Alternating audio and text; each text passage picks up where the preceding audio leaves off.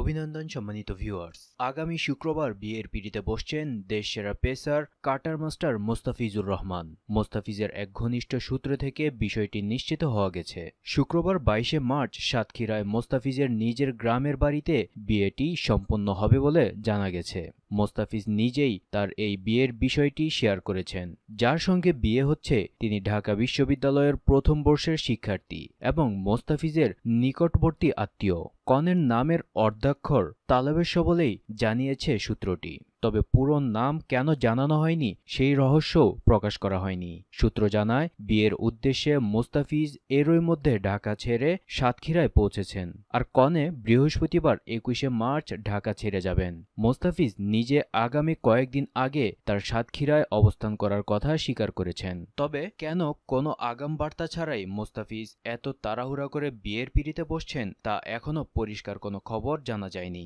তবে ধারণা করা হচ্ছে, যেহেতু সামনে স্বপ্নের বিশ্বকাপ শুরু হতে যাচ্ছে এবং সময়ও বেশি নেই, তাই শুভ কাজটি বিশ্বকাপের আগেই সেরে ফেলতে চাচ্ছে। কেননা বিশ্বকাপকে সামনে রেখে একটি লম্বা সময় নিজেকে ব্যস্ত রাখতে হবে। অপরদিকে মোস্তাফিজের সঙ্গে মেয়েটির আগের কোনো সম্পর্ক ছিল কিনা সে বিষয়েও কোনো পরিষ্কার বার্তা জানা যায়নি। ধন্যবাদ সম্মানিত ভিউয়ার্স, সংক্ষিপ্ত এই প্রতিবেদনটির সাথে থাকার জন্য। প্রতিনিয়ত বিনোদন সহ বিভিন্ন খবরাখবরের আপডেট জানতে চ্যানেলটিকে সাবস্ক্রাইব করে রাখুন।